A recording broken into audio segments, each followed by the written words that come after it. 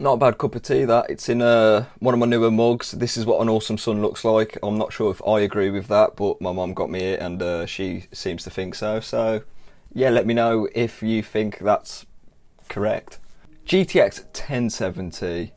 This once great Pascal GPU that launched all the way back in 2016 can regularly be found for less than £200 on the used market. Yes, GPU prices have come down, they're affordable, there's no more scalpers, there's no more miners, but yeah, that's a whole nother video, so make sure you stay subscribed for that because I will be doing another market analysis.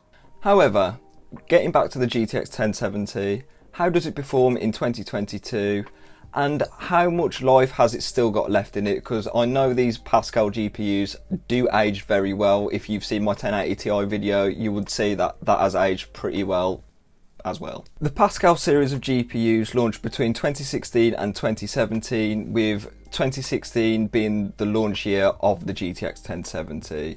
It appealed to many gamers who were more high-end and they wanted a better experience at 1080p, or even they wanted to dabble a bit with 1440p gaming.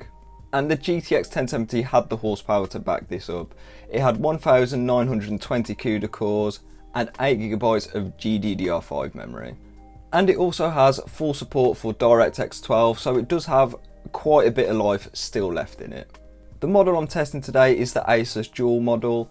It's fairly mid-range, coming in just below the Asus Strix models, and you do lack a few features like RGB lighting and a backplate which is found on the Strix cards. However, these don't really affect performance that much, and I believe it still has a custom PCB. It also has one 8-pin connector, and I believe Nvidia recommend a 550 watt PSU to power a GTX 1070, so it's not that much of a power hungry card. Right, I've just realised I hadn't had my RGB light on in the background, so what I'm going to do is I'm going to turn that on now, so let's just see if it looks better.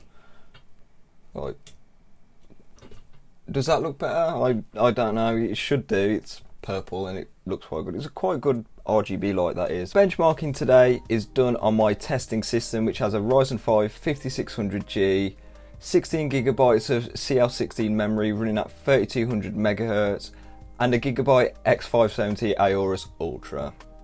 All testing today is done at 1080p, which I believe is the optimum resolution for the GTX 1070.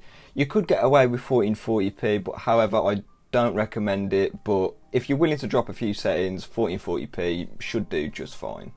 Starting off with a synthetic benchmark in Unigine superposition, and the GTX 1070 bagged 12,484 on the 1080p medium preset, which is a lot higher than the graphics cards we've tested in Unigine previously. Starting off the benchmarks with Microsoft's flagship racing game, Forza Horizon 5. This game looks beautiful at the high preset with 2x MSAA, and in the in-game benchmark the GTX 1070 pushed out 83 FPS on average with a 1% low of 67 FPS. It looks roughly the same as performance mode on the Xbox Series S, however it does perform a lot better as we're getting 83 FPS on average compared to the lock 60 of the Series S. I recommend these settings when playing with the GTX 1070. First esports game coming up with Rainbow Six Siege, and at the very high preset in the in-game benchmark, the 1070 got 242 FPS on average and a 1% low of 173. This is great for 1080p 240Hz monitors or 1440p 144Hz monitors. A personal favourite of mine, GTA 5, is up next, and on the high preset with 2x MSAA for anti-aliasing and reflections, in my custom city driving benchmark, the GTX 1070 bagged 127 FPS on average, with 94 FPS for the 1% low. This is some great performance, as we've seen it from previous cards. GTA 5 performs very well on pretty much anything mid-range that has launched in the past 8 years. Next game up is a much newer game, and it's Assassin's Creed Valhalla. It's quite hard to run, but it does look very good at the same time. And on the high preset, the GTX 1070 got the sweet spot of 60 FPS on average with 41 for the 1% low. It did stutter a bit, I'm not too sure what that's down to, but it didn't get in the way of the gameplay at all.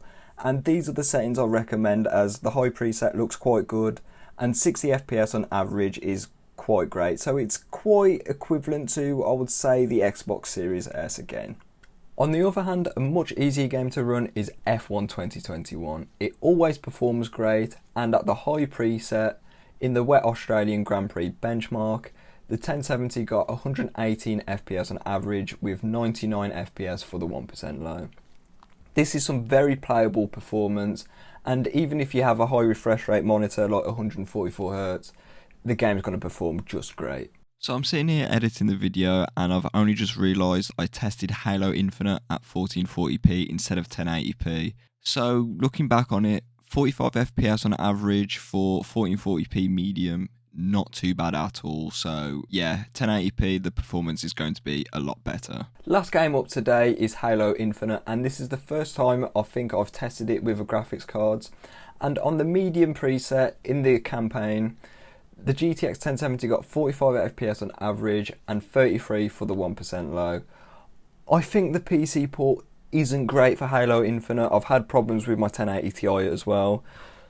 Personally, I think it runs a lot better on the consoles, so if you have an Xbox Series S or a Series X, I would probably play it on them. However, it is playable at least, but it's not great.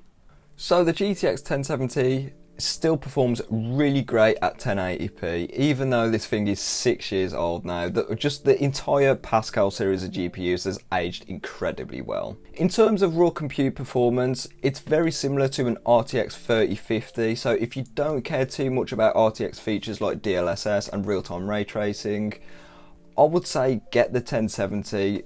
Albeit it is used, it does cost around £120 less on average. And I think if you're not going to make use of RTX features, you may as well get the GTX 1070.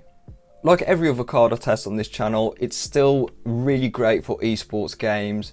Even if you had a 144Hz 1440p monitor, or you had a 240Hz 1080p monitor, the GTX 1070 can push them frame rates pretty easy in esports titles. So in 2022, can I recommend the GTX 1070? And the answer is yes. It's such a great card for the price. I've seen some go for as low as £140, and I think if you've got the money and you're looking for a GPU of this caliber, I'd say you've got to.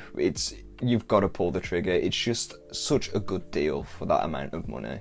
However, with that being said, I'm going to end the video here, so like if you like the video, comment whether you've got a GTX 1070 or you're looking to get a GTX 1070, and I'll catch you in the next one.